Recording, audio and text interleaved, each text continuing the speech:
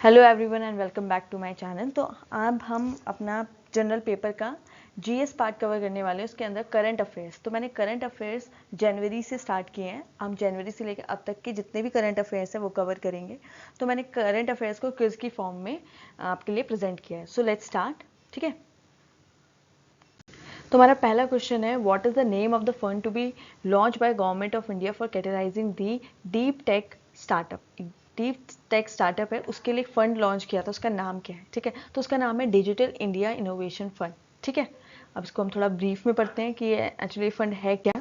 तो क्या है, the minister of state for electronics and information technology and skill development and entrepreneurship. तो Rajeev Chandrasekhar announce the government of India is going to launch a digital India innovation fund. ठीक है ना, उसने मतलब राजीव चंद्रशेखर जी ने अनाउंस किया था कि डिजिटल इंडिया इनोवेशन फंड बनाया जाएगा। इसका एम था कि हम कैटेगराइज कर रहे हैं डीप टेक स्टार्टअप को। ये लॉन्च किया गया था जब इवेंट हुआ था new India for young India. ठीक है ना, इसके टाइम पे ये अनाउंस किया गया था इस फंड के बारे में।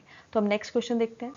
नेक्स्ट क्वेश्चन है, which company is acquiring Ford India's manufacturing plant.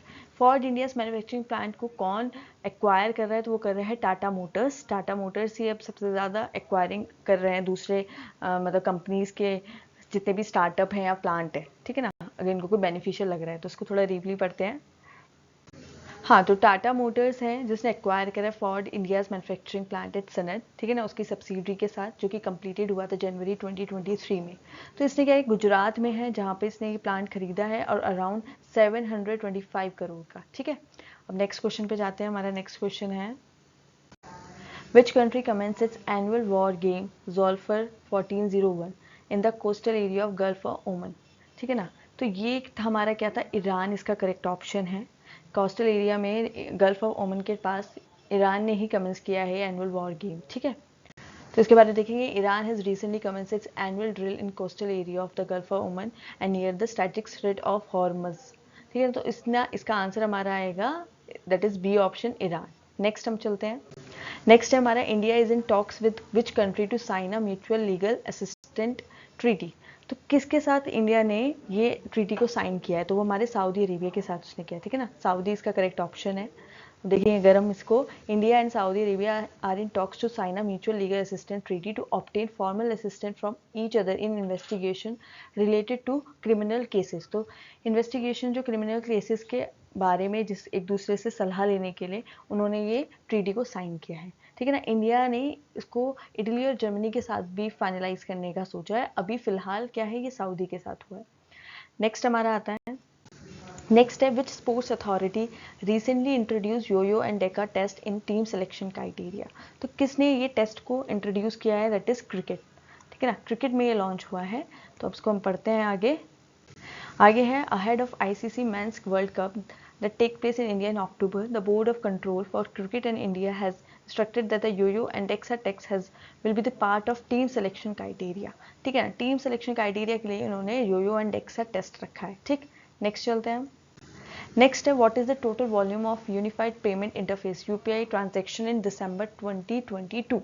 तो यूपीआई ट्रांजेक्शन आप लोग करते हैं, यूपीआई से आजकल ट्रांजेक्शन्स बहुत सारी हो रही हैं, ऑनलाइन पेमेंट्स होती हैं, तो उसका कितना टोटल वॉल्यूम आया है ट्रांजेक्शन्स का? तो वो आया हमारा 782 करोड़।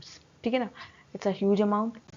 तो अब देखेंगे, अगर हम इन दिसंबर 782 crore transaction the volume terms पर डन ऑन द यूपीआई। ठीक है ना, platform as the Department of Financial Service UPI payment have touched record of 12 lakh.82 lakh crore in December. ठीक है ना, नेक्स्ट चलते हैं। हमारा नेक्स्ट है, agreement of technical barriers to trade is related with which institution.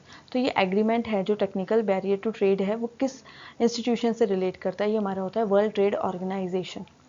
तो इसमें क्या है कि department for promotion of industry and international trade has floated draft control order for 16 products. 16 products के बारे में हुआ है, जिसमें कि एयर कूलर, बाइसिकल, ठीक है ना, बॉटल वाटर।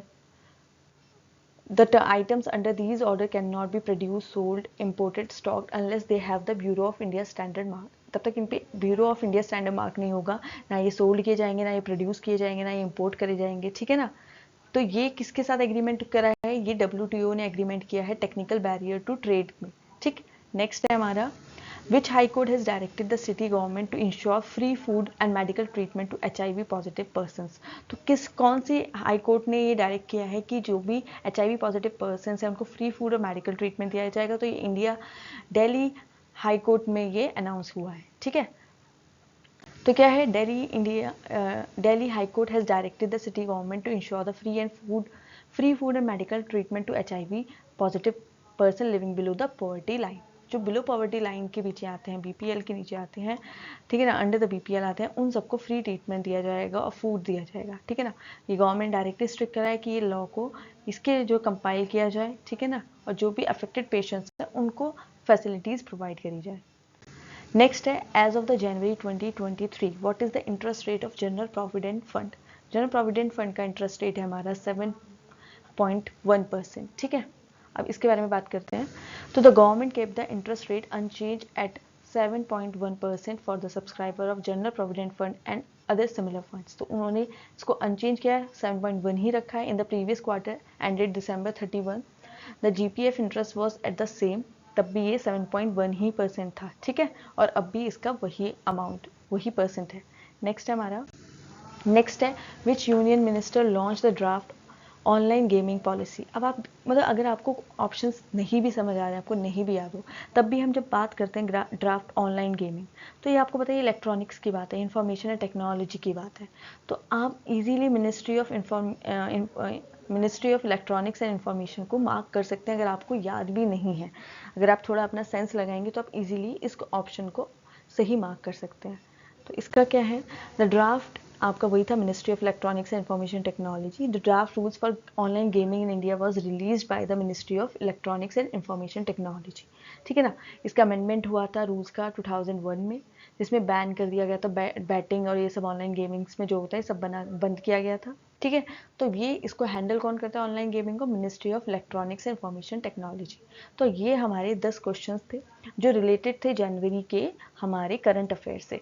आगे मैं आपको जनवरी से और रिलेटेड जो हमारे करंट अफेयर्स वो कवर करेंगे, फिर हम थ्रू आउट सितंबर तक का जितना भी करंट अफेयर्स है वो कवर करेंगे। सो स्टे कनेक्टेड, पढ़ते रहिए। All the best, like and share and subscribe my channel.